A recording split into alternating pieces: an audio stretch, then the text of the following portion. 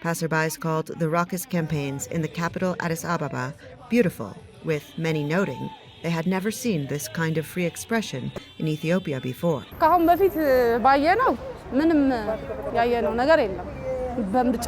In the past, we have seen nothing like these concerning elections.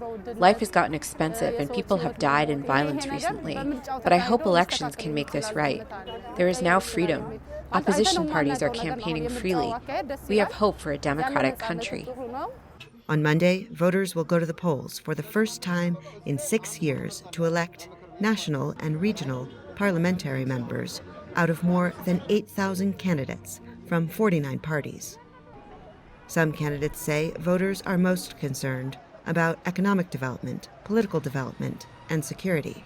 Among the most important issues is that, we should have tranquility and peace prevailing in all parts of Ethiopia.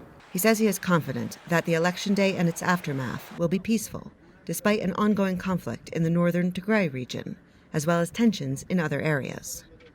The war in Tigray began last November after national elections, originally scheduled for August 2020, were postponed due to the coronavirus. Tigray went forward with regional elections, which the federal government called illegal. Violence ensued, and now thousands are dead, and millions are displaced or have fled the country. UN officials say famine is already occurring in parts of Tigray and neighboring regions. Tigray will not be voting. But some candidates say despite, or perhaps because of, the ongoing war and the humanitarian crisis, elections need to go forward. I can understand the crisis, but we cannot stop in the meantime. We should solve the problems. We should assist our people. We should address their problem. In the meantime, the country should go, keep going. The election should keep going, whatever the result.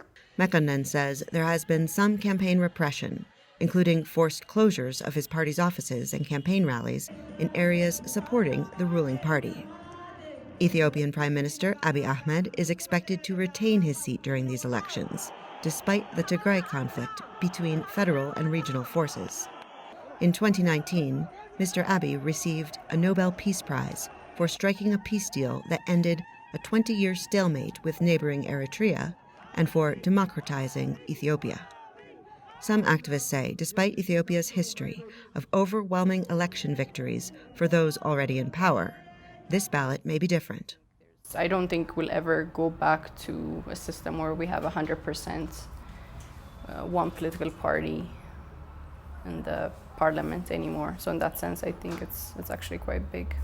Ethiopia has never been so divided, she adds, saying, an election with some real contests could give the country hope that positive change may be coming. Heather Murdoch, VOA News, Addis Ababa, Ethiopia.